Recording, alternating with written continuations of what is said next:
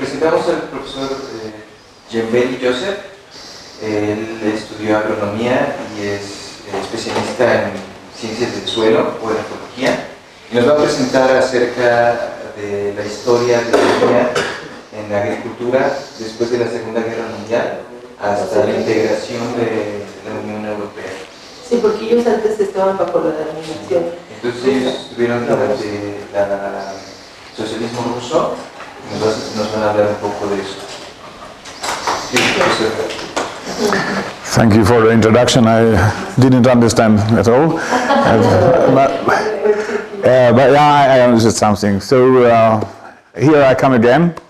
It seems that yesterday I had such a deadly or lethal presentation that most of the audience didn't survive it. So, but the strong core is here. So, as I understood that Arzu said that I'm a soil scientist, so I have to apologize in advance because this is not my specific area, this history of agriculture, but as my graduation, I'm an agricultural engineer, so I have some relation with agriculture. So I was asked to give this presentation, which is not my specific area. So I have to apologize. I will use the technical background because I want to be specific. And I don't want to be impolite, but I will sit down and I put together this presentation for you. And hopefully you will learn something interesting from that. So I focus on the history of agriculture after the Second World War because most of the changes took place in that time. You can see some photos here which demonstrate the old days of agriculture and Hungarian agriculture. There's the typical cottage called Tanya. 2 days ago we saw a sign said Tanya. I don't know what it means, but in Hungarian it is like this old type of cottage farm. So some brief introduction or overview of the Hungarian agriculture recently. So we are quite an agricultural country. We have very good conditions for crop production and animal husbandry as well.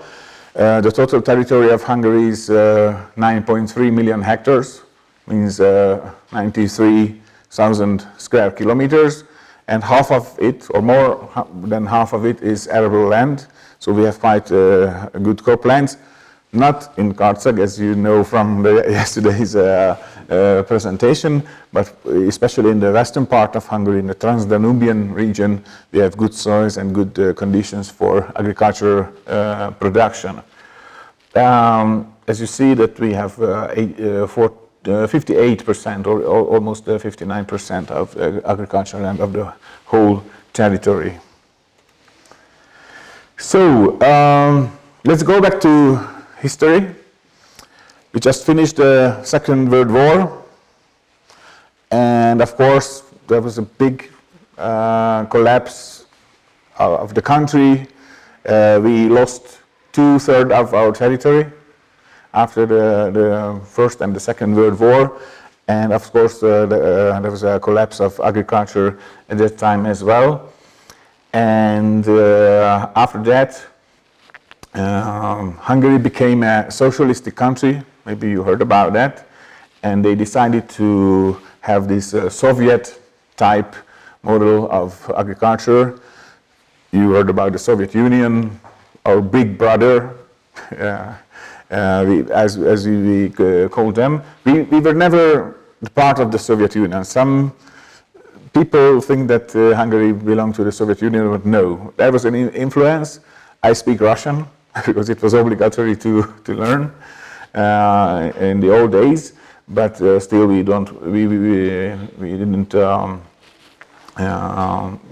were not in the Soviet Union. So before the World War, the Second World War, large farms were characteristic, but these large farms were owned by aristocrats and the churches. And especially in the western part of Hungary, small-scale private farms were larger farms, and in the eastern part of Hungary, small farms were characteristic. And after the war, some forced nationalization started, and we forget about the Western European type of agriculture, and we introduced this Soviet model.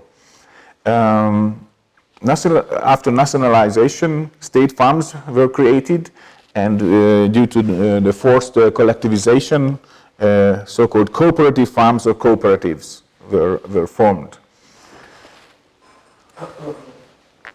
Just some data about this collectivization and nationalization, and some comparison to the other former socialistic countries. You can see that in Hungary, the orange, here it is red, but there is the orange part shows the ratio of the cooperative farms. This is the second largest the third largest among these countries. In Bulgaria, they had more, and the NDK means the East Germany. They had also more. But for example, in Yugoslavia, you can see that cooperatives were not characteristic. Still, they had private farms. But in Hungary, state farms and private farms, cooperative farms occupied most of the arable land.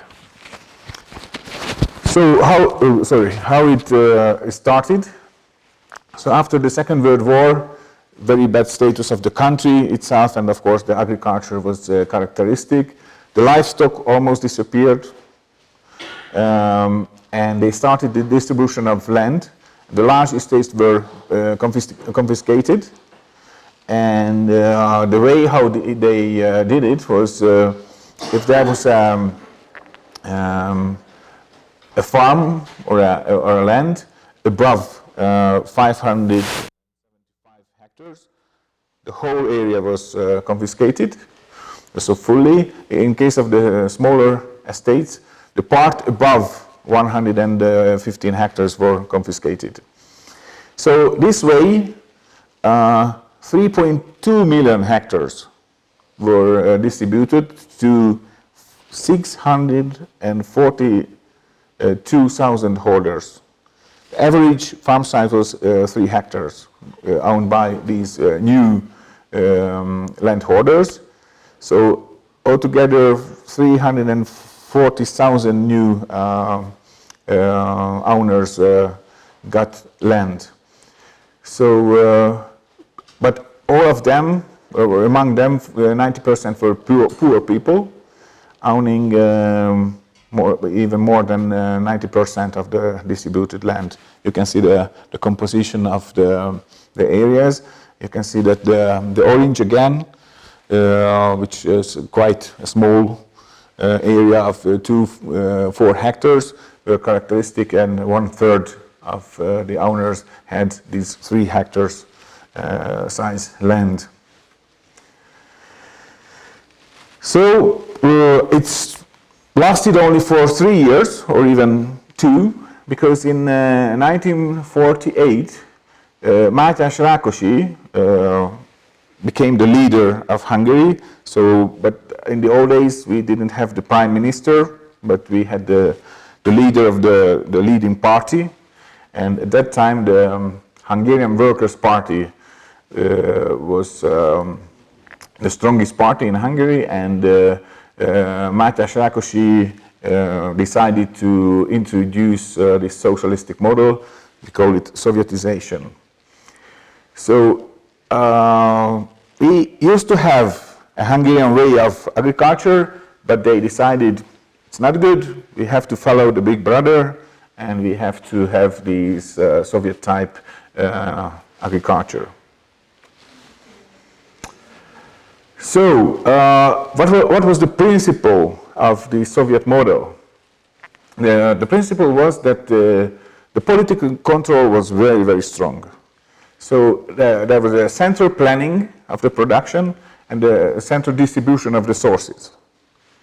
But they created 4-year term plans, but they didn't take into account the local conditions. They were uniform plans they had, so of course it was not so accommodating to the local conditions. And you can see this old photo, and this sign, and this poster says that by means of the Soviet Union, we are building our the socialism in our village, and they were really proud of that. Stupid. Yes, we are building the socialism in our village, with the help of the big brother Soviet Union. Even they announced this stupid thing.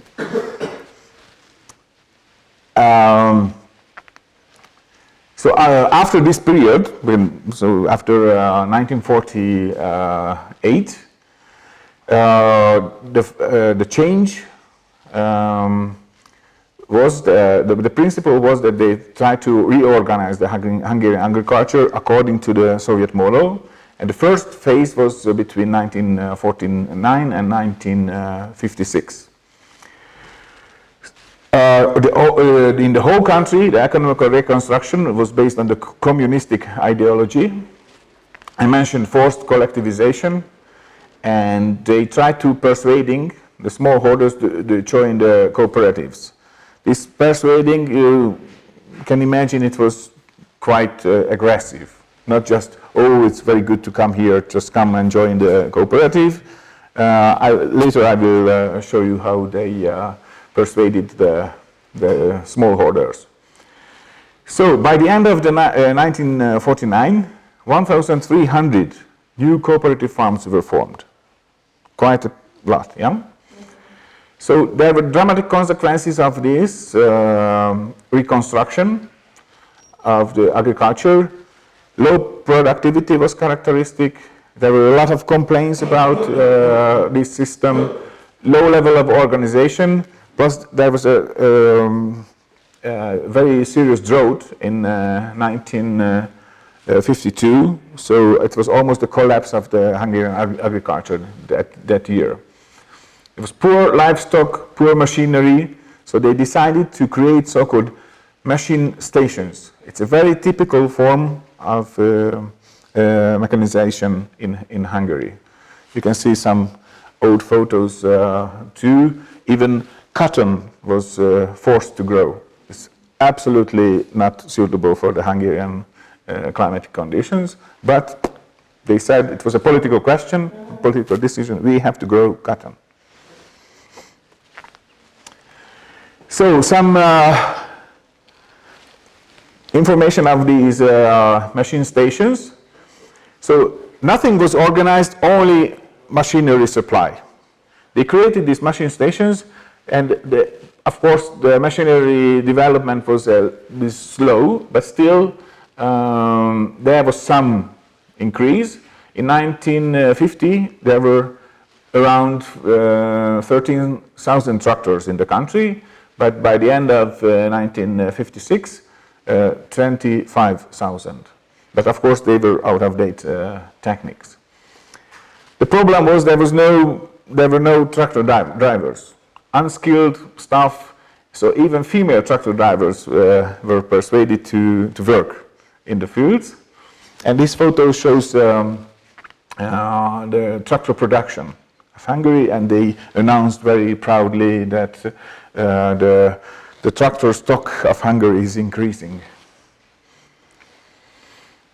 You can see the new tractors, and they said that we had a tractor factory called Vörös Csillag, means red star, of course the symbol of communism, and they said this famous, worldwide famous factory of tractors, and they are prepared to supply whole Hungary with very good Hungarian tractors. Also, threshing machines they produced, and it says that they supplied all Hungary, the entire lands with, and all the cooperatives with very up-to-date machinery, with threshing machines. Gasoline station, just to have some picture of these days. Of course, it says that the work is very busy, and they supply all the tractors with gasoline. So you have to imagine that there were these machinery stations existed. There were some workers, and they supply a service for the owners.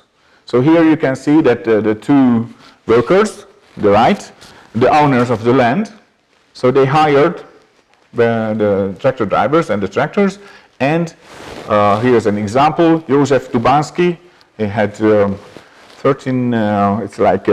6 hectares of land. And it says that he was very satisfied with the work of the tractor supply and the service of the factory. The same for it's an out-of-date old combined harvester. And they are harvesting winter wheat. It's just a photo of that. This old photo shows that the tractor drivers are going to work to different lands and fields. Just start the morning going to the fields to start the spring tillage operations. It's seeding, sowing time. Of course, in those days they had such sowing machines. Yeah, I'm very proud of this photo. I found it. Female tractor drivers, I mentioned that they were characteristic. And this is the school training the female tractor drivers. And it says it was in Pécel, it's a village or even a town in Hungary. The basic level training, and 2 students, and one of them, on the left-hand side, is from Karcag. You can see the Karcag, you see, my town, my hometown. So she was from Karcag, but I don't know her. It's also, you can see a lot of tractors going to the fields, but even some ladies operating the tractors, driving the tractors. And of course, well-deserved beer after the work. So the workers of the machine stations celebrate the well-deserved job they had. Okay, now back to the history and the chronological order. There was a change, and this phase was characteristic for 1953 and 1954. The turning point was the death of Stalin. There's a big turn in politics, and in Hungary, Imre Nagy became the prime minister. He was not the president of the leading party, but the prime minister. And they want to serious changes. So they try to correct the mistakes they have made before, and they try to increase the standard of living. The main critics, maybe I have mentioned, the forced industrialization, forced collectivization, the disruption of supply, and the cult of personality, like Mátyás Rákosi. So what was the goal? The main goal was to reduce the heavy industrial investments, because they pushed a lot of money to heavy industry, because they said Hungary has to become an industrial country, not agricultural. So Imre Nagy decided to redirect resources into agriculture. So in the second half of 1953, 50 decrees on agriculture were accepted by the parliament. So a lot of changes. So tax and the delivery burdens on agriculture producers were reduced because, of course, they have to they had to pay taxes to the state, but they decreased at 10%. Of course, it was good help, a big help for the owners of the land. A new decree on compulsory delivery set out the regulations for delivery for 3 years in advance, so they could plan what they have to supply and pay back to the state. So more predictable farming was introduced. They allowed auxiliary farms, which are not so socialistic, but they could help our own living. And the veterinary service became free of charge. Of course, it was a big help for animal husbandry. The fees payable to machine stations were reduced, so the service became cheaper. Before that, it was not possible to leave the cooperative farm, but they let the members of the cooperatives to leave the cooperative farm if they wanted. And the cooperatives could be disbanded with the consensus of the 2/3 of the members. Before that, it was not possible. If there was a cooperative farm, it existed forever. But Imre Nagy said that, okay, they can disband the cooperatives if they wanted. So the complete collapse they could avoid in such a way. But then another period came till 1955, and the number of cooperatives, because due to these measures, the number of cooperatives decreased from 5,100 to 4,000, a little bit more than 4,000. The members of the cooperatives from 3,700,000 to 230,000. The croplands owned by the cooperatives, minus 40%. The decrease was 40%. And new private peasant farmers got the land. The number of them was more than 200,000. But in 1954, that was the fall of the government of Imre Nagy, and the second part of collectivization started, of course, forced collectivization, as I mentioned. So what was this persuading technique? Physical violence.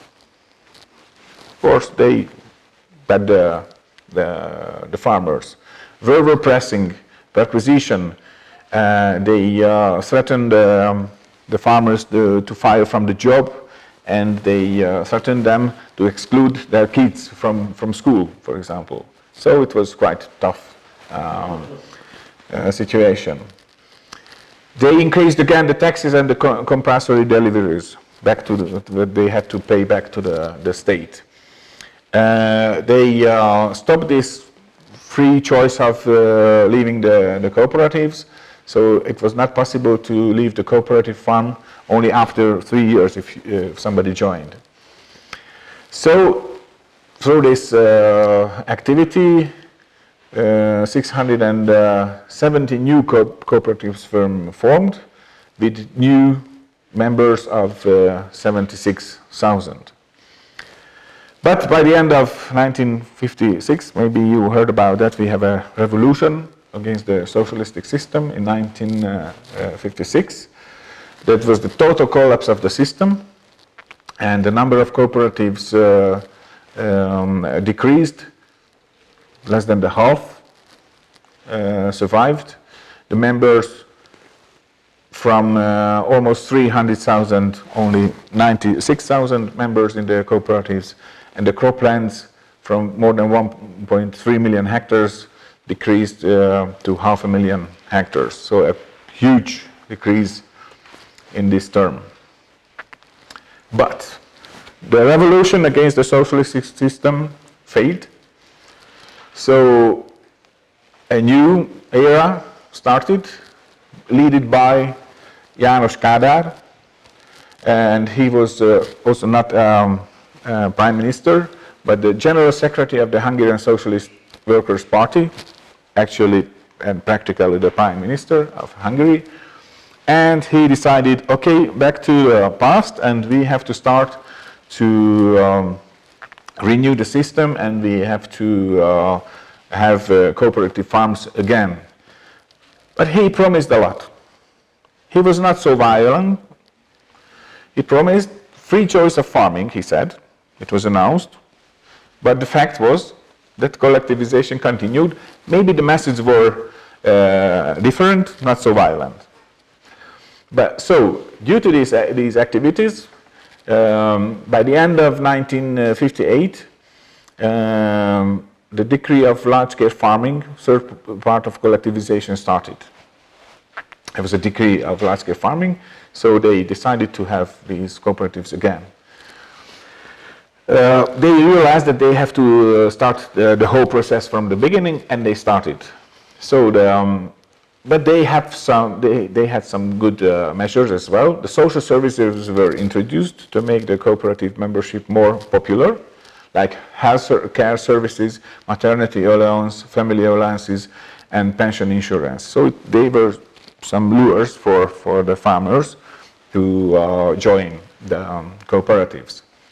So contrary to the first phase of collectivization, this kind of collectivization was started it's not started, but started in the western part of Hungary with the small villages, and they were the examples for the eastern part, for the larger farms. That you can see that it is working very well in the western part, so you have to join as well.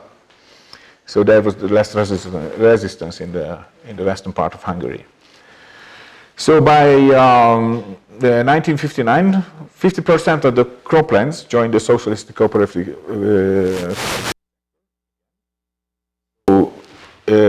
More than 300,000 families joined the cooperatives. It's quite a lot in terms of Hungary.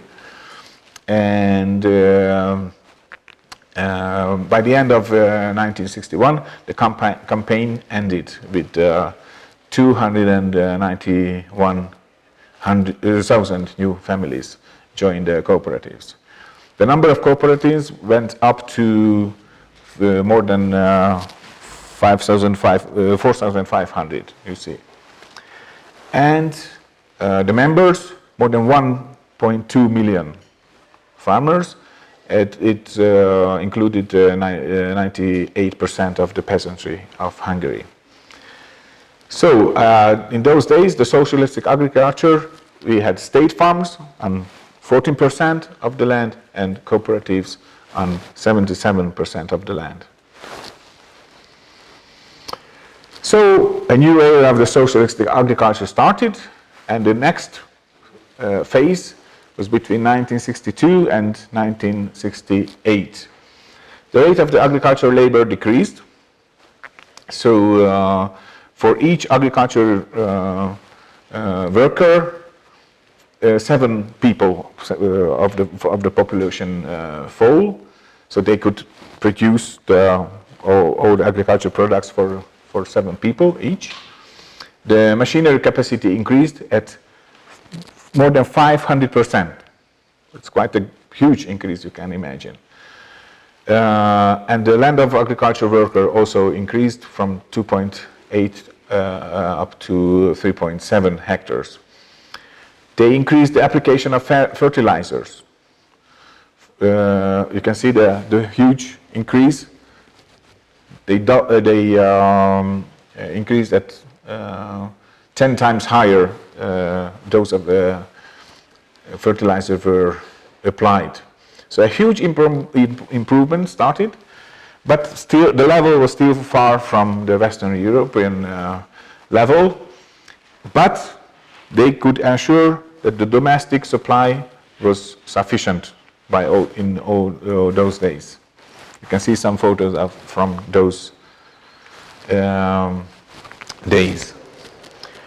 So there was a boost, a flowering of blooming of the Hungarian agriculture, and we can put it to the period between 1969 and 1980. They introduced the so-called new economic mechanism. It was just a good name for that. They announced it the 1st of January in 1968. So it was necessary because there was a disharmony in the production and the demand, the lack of self-determination because the centralized control I mentioned you, and they didn't take the local specialties and interest into account, and the centralized decision without sufficient information lead to the low level of production and the low level of efficiency and technical development. So there was a need for the reform, not only in agriculture, but in the national economy as well. So, because there was a crisis in those days, lack of cereals, decreasing livestock labor, moving to industry. So they left the agricultural sector. So, in the 1970s, they changed the role of the function of the cooperatives. They functioned as companies. And that was the goal, but of course keeping the collective characteristic and properties still and maintain them. So we called them in those days this market-based socialism. Of course it sounded very well, but there was some progress in it. It started the concentration of farms by integration. Larger farms were formed. So there were some positive changes, like increasing self-governance. There was not so strong central control, but still some remained. Increasing interest of the farmers to work in a cooperative. Improved training of skilled workers, application of up-to-date techniques and machinery, and letting the local initiatives implement it. So there was not so forced control. The control of agriculture was through the system of state subsidies and abstractions. The subsidies were investment and operational. Farms with unfavorable conditions get extra subsidies. Of course, it was a huge help as well. So they said that they leave copying the Soviet model, and the so-called Hungarian model was elaborated, but still socialistic type. In the 1970s, there was more emphasis on the interest of the producers. It was a benefit for them. The gross production increased at 41%. Crop production 43%, animal husbandry 37%. The efficiency of agriculture labor increased also.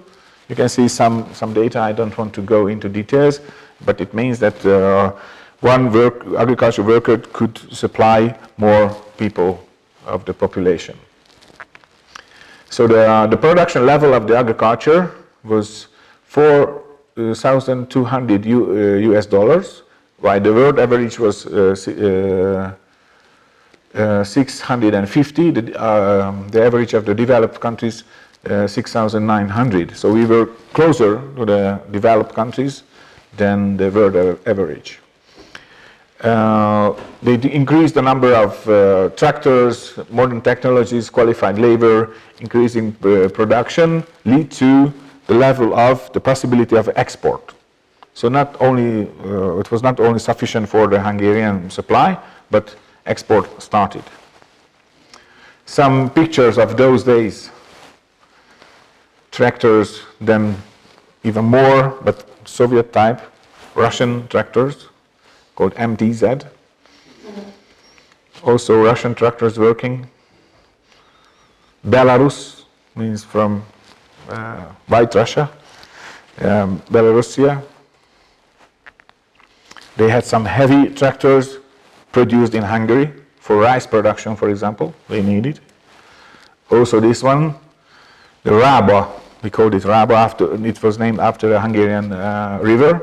They were very good, high level, and very strong tractors. One Rába could destroy this building.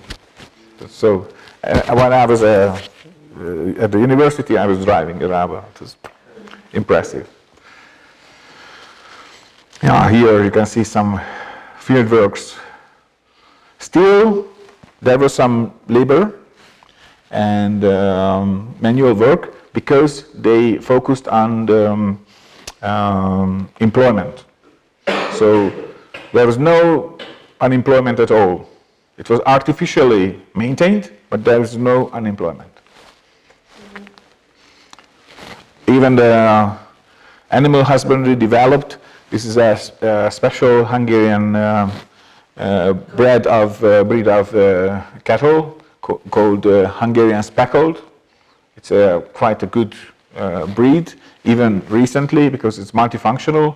Even the meat is good, and also the milk production is quite high. So we reached the next stage, the stagnation and even retrogression started in the 1980s until the change of the system, the economical and the political system in 1990. So in the 1980s, the development got slower, then stopped, but still was high. You can see in the table. You can check the per capita production, and this production is expressed in the percentage of the developed countries and the world average. You can see even in cereals we had more than 80% higher production than the average of the developed countries, because that's the 100%. In maize production, vegetable production, fruit production, or meat production. In milk production we were lower than the developed countries average. In the egg production, for example, 44% higher than the average, and much higher than the world average, of course. So still the stagnation and retrogression phase.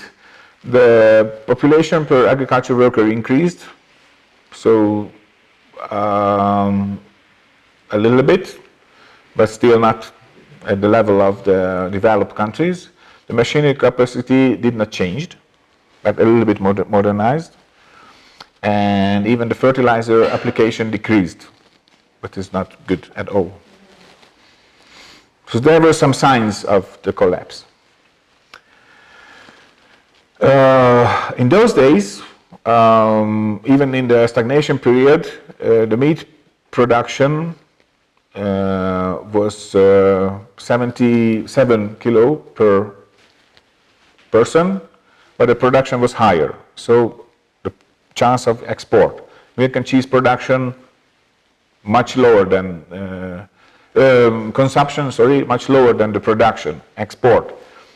Egg consumption much lower than the production. Still, we had good chance to export our goods.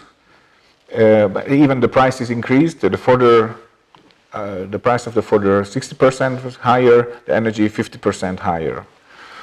And the export direction changed. Before, formerly to the Soviet Union, of course, but now the Western market opened and were open for the Hungarian products, and 30% to Western Europe. All the agriculture exports went to Western Europe. Out of these 30%, Germany 37%, Italy 27%, and France 15%, more than 2/3 of the export. So, but there was a general depression in agriculture worldwide, also in Hungary in the 1980s. But in Hungary, the depression was hidden by politics. You know, I think even recently is the same situation. And this depression was called new increasing track we follow. But increasing meant decreasing, but it's just politics, you know. So there was some sign of the crisis. There was a need to change. The large-scale farm-based, centrally controlled agriculture has not worked any longer. So the next phase was after the 1990s until 2004, when Hungary joined the European Union. So in 1990, we had the change of the political and economical system. We turned to the capitalistic system. Company-based economy included agriculture, of course. So there was a total reconstruction of leading to the collapse of the cooperatives and small-scale farm forged ahead. There was a reprivatization in 1990, and the original owners got their land back. It was possible to establish enterprises, agricultural enterprises. There was announced a new agricultural policy with the goal of the reconstruction of maintaining the prosperity at the same time. There were a lot of new laws related to agriculture, and a profit orientation and market-based view resulted in the total reconstruction of the farm system. I have some data about that and some figures. We can compare the composition of the organizational structure of the farms in Hungary in 1989 and 2002. You can see the rate of cooperatives was 61%, and then after 2000 it was only 8%. Private farms from 7.2 up to 55%. So you can see state farms still we had even increased. But we can see this huge change, but it's nothing to do with climate or just the change of the system. You can see that huge collapse and decrease after 1990, even in crop production and animal husbandry as well. Wow. Then there was some increase, and still, yesterday I mentioned that animal husbandry is a very decreasing level and trend. It's characteristic in Hungary. Even crop production increased a little bit. But you can see the change. It was totally a new system. And now we arrived to the last phase. 1st of May 2004, Hungary joined the European Union, and of course a new age started in agriculture as well. And of course we had to accommodate to the CAP, means Common Agricultural Policy, which is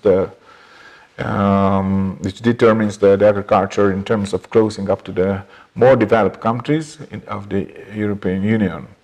What are the principles of Common Agricultural Policy? Subsidized export and community agriculture market protected by import customs. At the beginning it didn't work so well.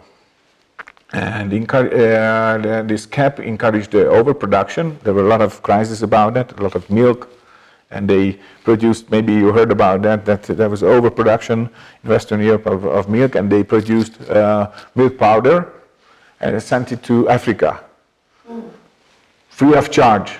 And a lot of Africans got sick because they cannot digest milk. The enzyme is missing from their system. So, but that's just an episode. So this CAP was reformed in the late 1980s. So it means that when we joined the European Union, we had this reformed, we got this reformed CAP. Vertical integration started to increase the efficiency of production and the concentration of land use. And I have some data about that. It's in 2010, so 10 years ago, it was the situation and didn't change so much. We have recently more than 1.6 million agricultural producers. Out of them, associated companies, 13,000, private farms, more than 500,000, and auxiliary farms, 1 million. But you can see, if you see how much area they have and land, that those producers and farms which have larger area than 100 hectares occupies the land of two-thirds of Hungary, 64%. So it means that there was a concentration. This is also a good figure to show these concentrations, but it is highlighted only the farms. They own the land between 50 and 500 hectares, so not the small holders. And the change, you can see an increasing change, and the average size of these lands from 2000, it was 120 hectares, and now it's 136 hectares, and you can see the increasing trend of the number of these farms from 7.6 thousand up to 12,000. So, briefly, that is the history of Hungarian agriculture. I hope you had some new information on that, and with this slide, with this up-to-date machinery, I thank you for your attention.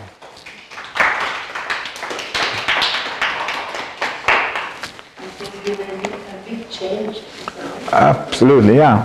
And due to my age, I still remember some socialistic system. When I was in the secondary school in the summer, I went to work in a cooperative farm. I didn't know at that time that I want to be an agricultural engineer, but it was just a summer work as a pupil.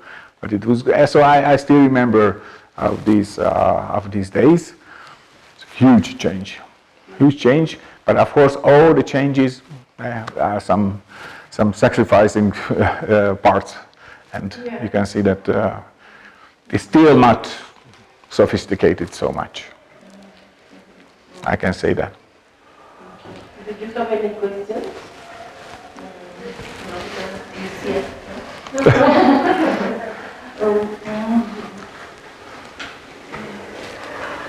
It is too bad that the production now is under the private associations.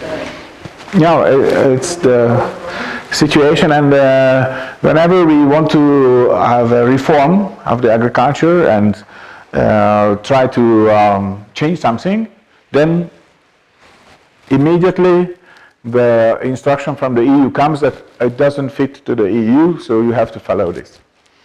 So from the Soviet era, we went to the European Union era. They are totally different, but still the control is centralized and coming from the other direction. And of course, the method is the same of the control, and not forced, but market-based forced. So they can control us by the market. Control the plagues that you have on your crops. Do you use a lot of pesticides? It's not so typical, but I learned about this at the university. So in the socialistic era, even the fertilizer production was around 300 kilos per hectare. 300 kilos. Close. Now it is 70 kilos per hectare. And of course, in the old days they used a lot of pesticides, fungicides, herbicides. Now it is quite up to date and modern. So from this respect, the Hungarian agriculture is good and in high level. Yeah, we can say that. So the machinery is quite good, or the use of pesticides or the chemicals are optimized now. So still the level is good. The market is not so good, but the agriculture itself, it's in high level. It's in its world level. I can say that. Thank you. I have a question. Now with the Romanian, Serbian, and the other countries who want to go inside of the European Union, how will it impact the Hungarian agriculture? Basically, if Ukraine joins the EU, there is no chance for that, of course. But they have a huge production and low prices. So they are our competitors very much. Serbia, not so much. Who is in front of the EU? Not so many countries at the moment, I think. No, Romania is in the EU already. Yeah. So Schengen. it's not Schengen. Yeah, that's the difference. So we have competitors, and recently there is a trend that we try to produce not mass products, but high quality products. We have the background for that. So I have to say that in the 1980s, Hungary was among the best 10 of the world in agriculture. That's for sure. Second highest production of winter cereals after Canada, for example. Now we have, due to our breeding activities, for example, we concentrate on high quality products because we cannot compete Ukraine in mass products. Low price is low quality, but the problem is that recently there is no price of the high level, high quality products. So still the market is changing. Of course we have to accommodate just like to the environmental conditions, but it's not so easy. Thank you very much. Yeah, well.